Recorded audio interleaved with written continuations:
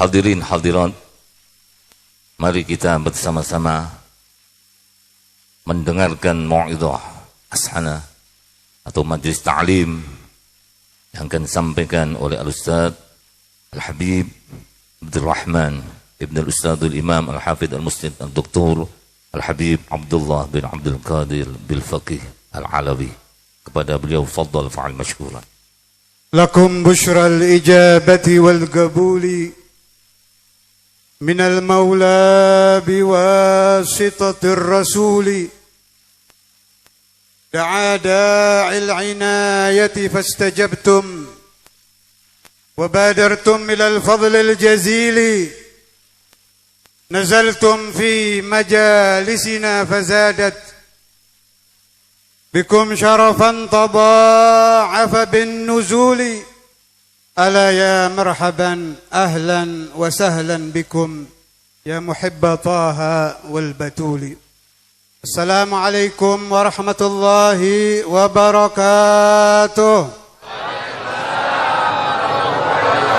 الحمد لله الذي شرفنا بصاحب المقام المحمود والحوض المورود واللواء المعقود، شفيعنا يوم الشهود مولانا محمد، حبيبنا محمد، شفيعنا محمد، قرة أعيننا محمد صلى الله وسلم عليه وعلى آله عدد ما ذكره الذاكرون وغفل عن ذكره الغافلون. Amma ba'd. Malam ini Allah Subhanahu wa taala menggerakkan jasad saya, ruhani saya, jasad para hadirin, ruhani para hadirin untuk menghadiri satu malam dari malam-malam 40 malam yang dikumandangkan pada malam-malam itu Maulidu Rasulillah, Awsafu Rasulillah, Manaqibu Rasulillah. Di malam-malam itu selalu dilantunkan perjalanan-perjalanan hidup Muhammad, perjalanan-perjalanan hidup Maulana Rasul, mulai dari hari lahir beliau, riwayat beliau, upacara-upacara yang pernah beliau lakukan, ucapan-ucapan lantunan mutiara yang pernah beliau lantunkan, dikumpulkan oleh sahibul majlis, saudara saya Kiai Haji Abdul Rahim dan Habib Abdurrahman Barakbah, semua panitia, baik panitia khusus, panitia umum, kesemuanya saya beri Anda kabar gembira yang saya terima dari guru saya Maulana Al-Imam Al-Habib Abdullah bin Abdul Qadir bin Ahmad bin Faqih. Beliau katakan, tidak ada orang yang menghidupkan maulid Nabi Muhammad kecuali dia akan memperoleh balasan husnul khitam, akan memperoleh balasan husnul khitam, akan memperoleh balasan husnul khitam. Di akhir umurnya dia akan dituntun oleh Nabi Muhammad untuk mengucapkan la ilaha illallah, untuk melantunkan la ilaha illallah, untuk mengumandangkan la ilaha illallah. Disabdakan oleh Nabi, man kana akhiru kalamihi la ilaha illallah,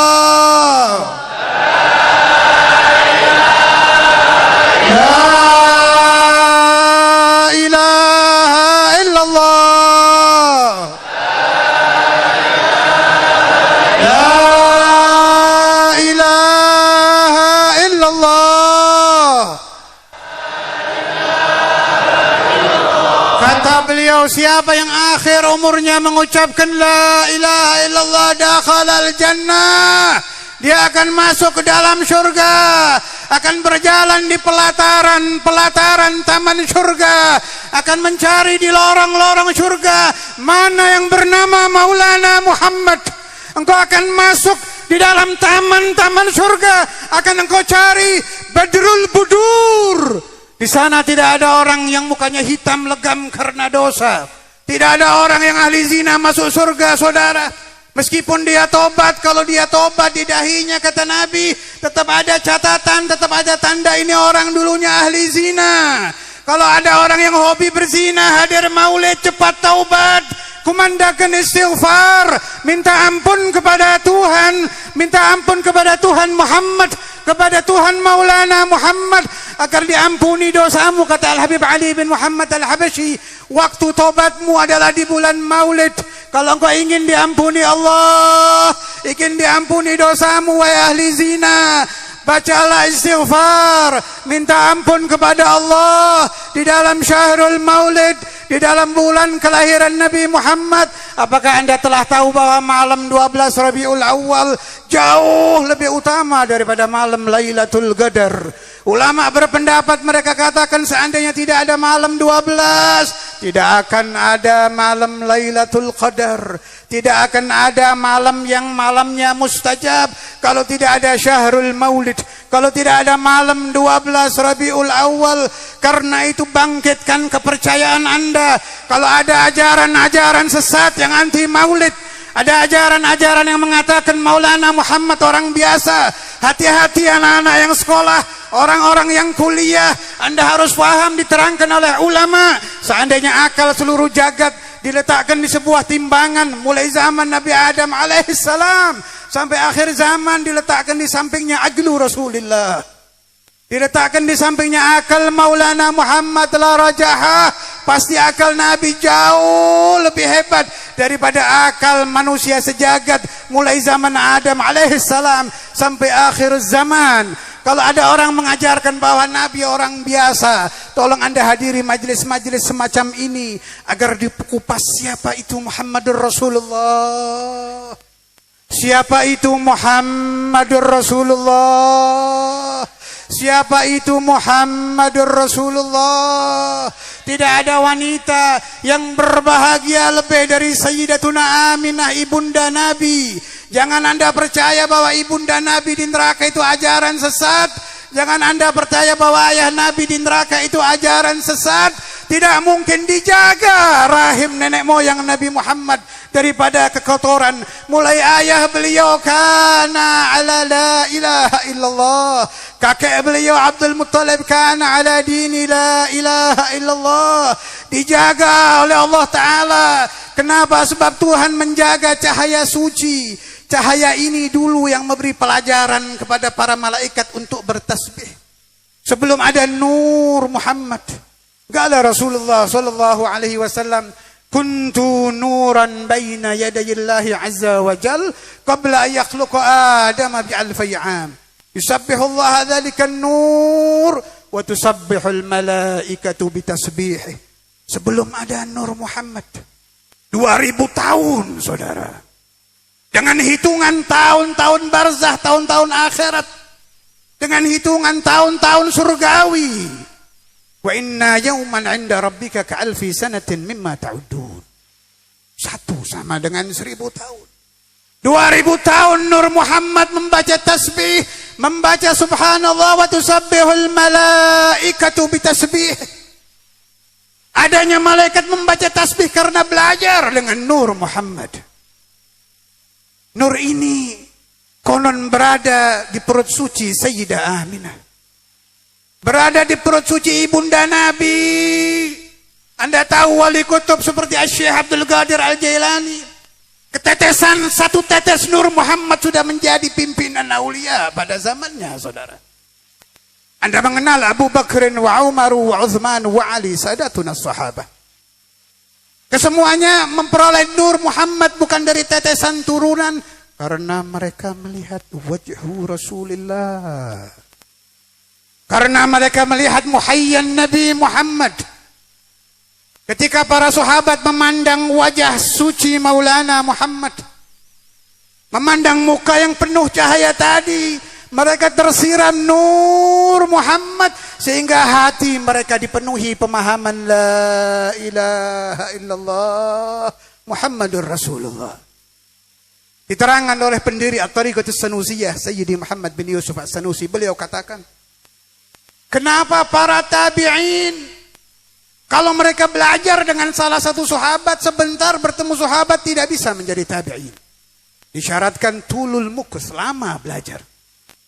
Tetapi kalau ada salah satu sahabat Rasulullah, kalau ada salah satu talamidhu Rasulullah yang mendapati masa-masa keemasan baginda Muhammad, yang melihat langsung seperti apa wajah Nabi, yang hanya bisa kita baca di dalam Syama'ilur Rasul, yang hanya bisa kita khayalkan di dalam khayal kita ketika kita mendengar ajaran-ajaran para pembaca kitab-kitab sirah, para pembaca kitab-kitab maulid.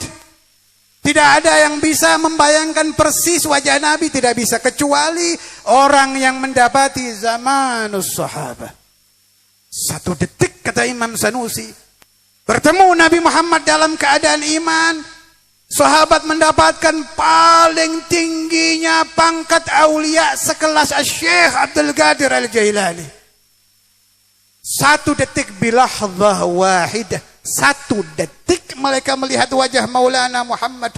Mereka mendapatkan pangkat suhbatu Rasulullah.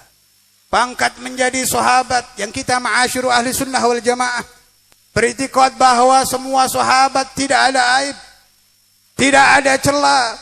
Kata Nabi Muhammad, bi ayyihim iqtadaitum ihtadaitum.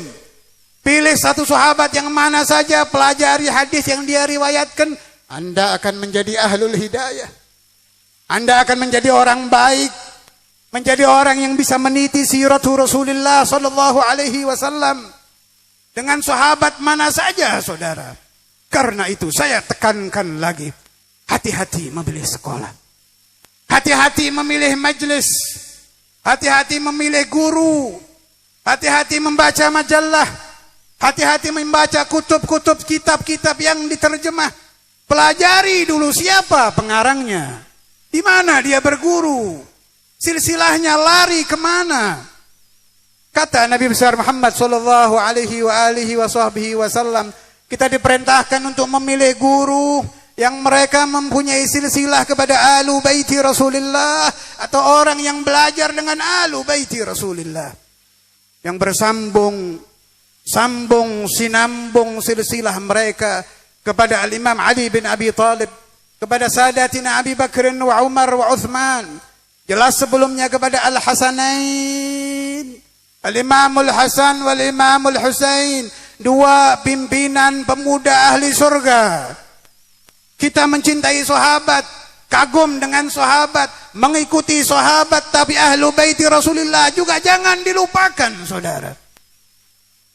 Keluarga Nabi, anak cucu Rasulullah sallallahu alaihi wasallam yang tetap mengikuti alur ahlu sunnah wal jamaah, yang tetap mengikuti akidah Sadatina Abi Bakr wa Umar wa Utsman wa Ali.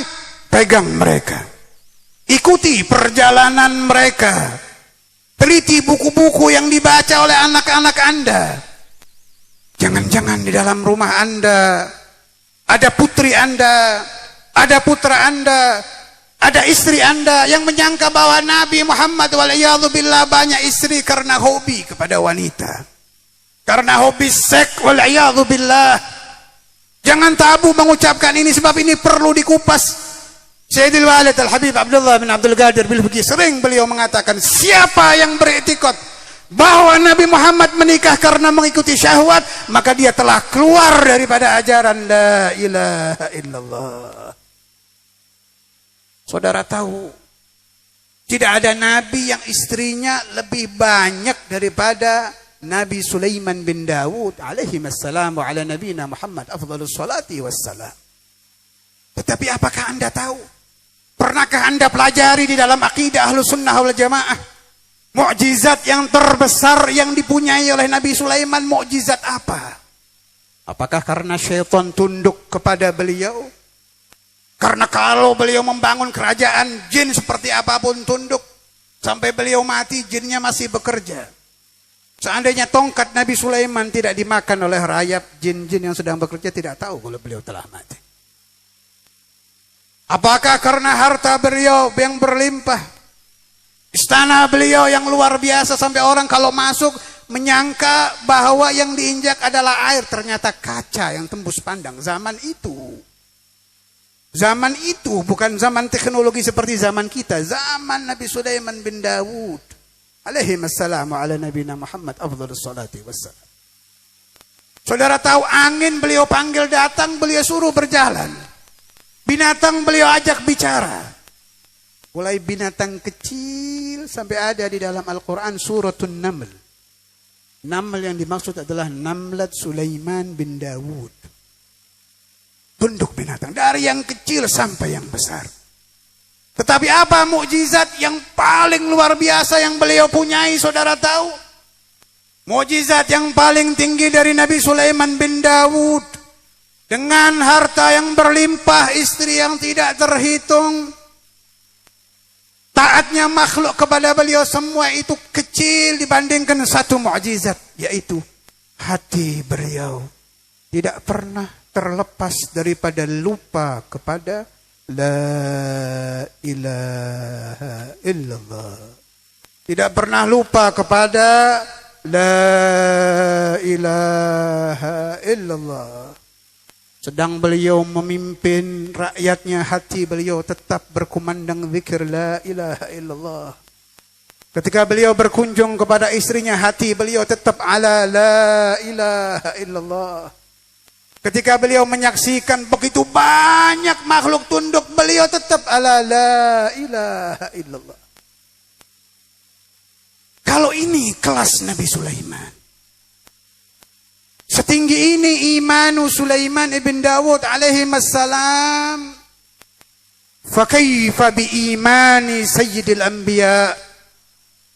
Fakaifa biimani sayyidi Rasulillah. Bagaimana iman daripada raja para nabi.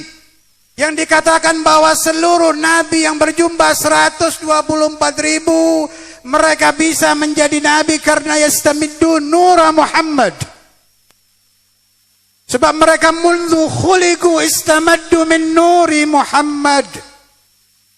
Mulai mereka dicipta, mereka tidak pernah terhenti mengambil asrar daripada nur Muhammad Rasulullah sallallahu alaihi wasallam. Apakah akan terlintas di dalam batin Anda bahwa Nabi menikah karena ikut syahwat? Apakah beliau kalah kekuatan imannya dengan imanu Sulaiman? Syekh Abdul Qadir Al-Jailani, saudara. Satu waktu beliau ingin menguji kepercayaan murid beliau kepada beliau. Beliau minta kepada Allah Ta'ala agar dunia diwujudkan satu ujian, satu gangguan, satu godaan yang paling dahsyat. Allah Ta'ala kabulkan bentuk satu wanita yang sangat cantik. Masuk ke dalam majlis Sultanul Awliya Syekh Abdul Qadir Al-Jailani. Dengan cantiknya, gemah gemulai jalannya, berjalan masuk ke dalam majlis Sayyidi Syekh. Begitu masuk, Sayyidi Syekh berdiri di bawah, masuk ke dalam tempat khalwah beliau. Ribut murid-muridnya. Ubar itu majlis kecuali satu murid. Satu murid ini dengan setia menunggu. Sebab beliau yakin tidak mungkin gurunya berani khalwah, berani menyendiri dengan wanita yang bukan mahram dan jelas haram. Lama ditunggu tidak keluar-keluar. Kemudian Syekh Abdul Qadir keluar sendirian. Penasaran ini si murid. Beliau buka kamar khalwah Sultanul Aulia, dilihat kosong melompong.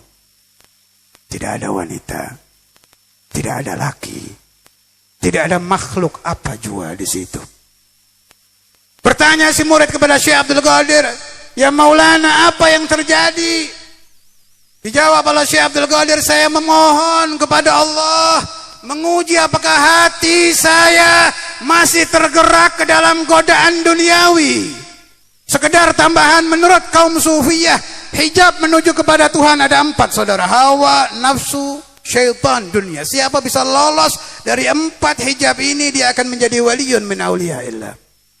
Kalau tidak lolos, jangan harap-harap mencium bau kewalian."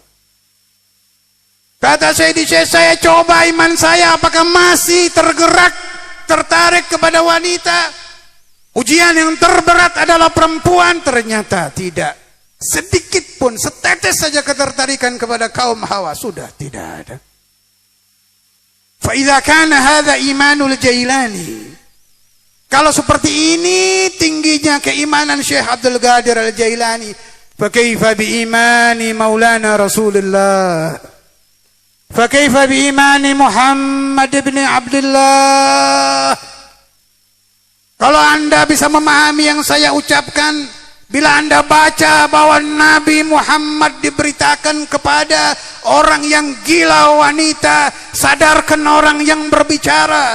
Biarkan mereka mendengar kesucian ajaran Islam, kesucian ajaran Ahlus Sunnah wal Jamaah, kesucian ajaran dari Maulana Muhammad. Kalau jauh tidak akan faham kepada Muhammadur Rasulullah. Orang yang pagi membaca kitab, siang membaca kitab, sore membaca kitab, malam membaca kitab, masih jauh daripada mempelajari Muhammadur Rasulullah. Anda tahu siapa orang yang paling alim ba'da Maulana Muhammad? Orang yang paling alim setelah Nabi Muhammad adalah Al-Imam Ali bin Abi Talib radhiyallahu taala anhu wa karramallahu wajhah. Sayyidina Ali kana alam as-sahabah, sahabat yang paling alim adalah Sayyidina Ali. Bisyahadati Rasulullah sallallahu alaihi wasallam, ana madinatul ilmi wa aliyun babuha. Haditsun masyhur, hadis terkenal itu. Saya kota ilmu, kata Nabi, Imam Ali adalah pintunya. Ketika Sayyidina Ali dengan Sayyidina Umar bin Al-Khattab, kalau Anda ingin tahu apa gelar Umar bin Khattab, beliau Sayyidul Muhaddatsin, bukan Sayyidul Muhadditsin.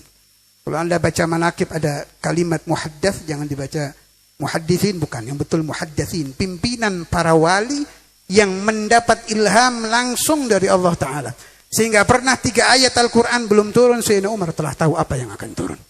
Disebut maqamul muhaddats. Beliau pimpinannya Sayyidul Muhaddatsin. Sayyidina Ali alamus sahabah, Sayyidina Umar Sayyidul Muhaddatsin.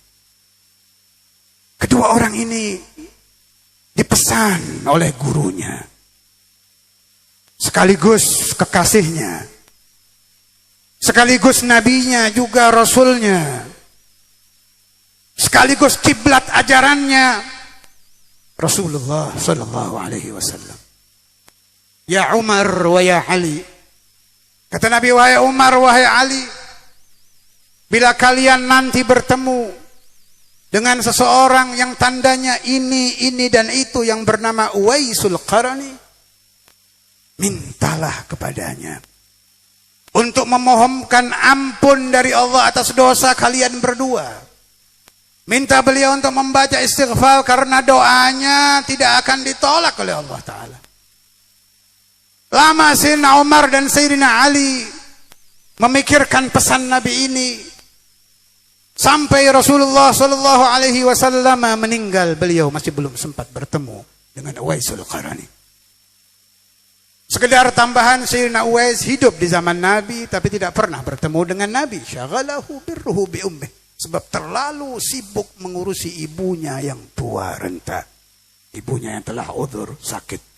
Beliau sibuk mengurusi ibu, berbakti kepada ibu, sehingga tidak sempat berkunjung ke kota suci Madinah. Tetapi beliau ikuti agama la ilaha illallah Muhammadur Rasulullah. Sampai Nabi wafat belum terlaksana pesan Nabi ini. Kalau saya tidak salah ingat, ketika zaman Sayyidina Umar bin Al-Khattab baru, Sayyidina Umar bertanya kepada orang yang satu desa, satu kabilah, satu kaum dengan Uwaisul Qarani. Afikum Uwaisul Qarani, apakah ada di antara kalian seseorang yang tandanya ini pernah ditimpa penyakit lepra, hanya tersisa sedikit? Diterangkan oleh Nabi, kulitnya seperti ini, mukanya seperti ini, ada tanda bekas penyakit lepra, yang lain hilang, tinggal seukuran 1 dirham tersisa di jasadnya. Dijawab oleh kaum itu, tidak ada wahai khalifah. Ada juga orang yang kami anggap seperti orang gila.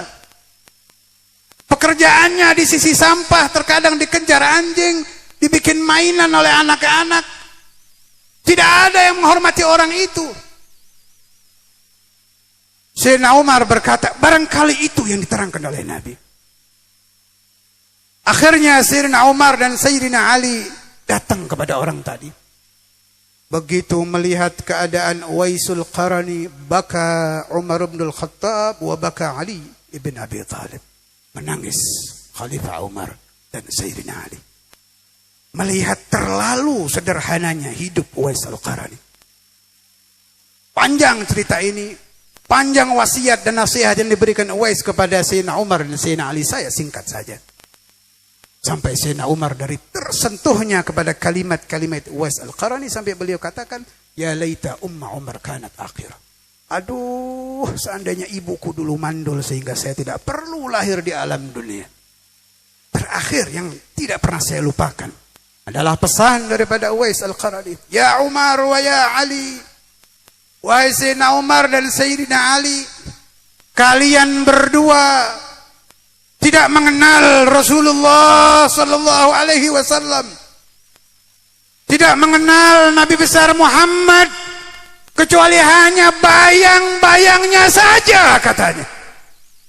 Bisa Anda bayangkan saudara, orang yang paling alim, orang yang paling banyak mendapatkan ilham, tidak bisa mengenal Maulana Rasulullah, hanya sekedar bayang-bayangnya saja. Ibarat orang memasuki kota yang sangat indah, tidak bisa masuk ke dalam kota, hanya berdiri mengagumi di depan pintunya.